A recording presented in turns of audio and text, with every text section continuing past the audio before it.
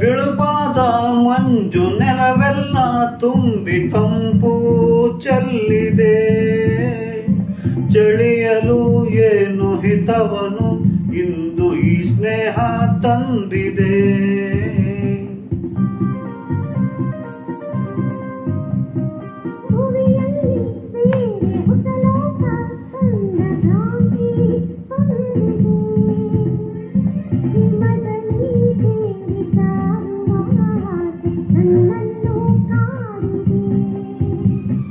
ನನ್ನನ್ನು ಕಾಡಿದೆ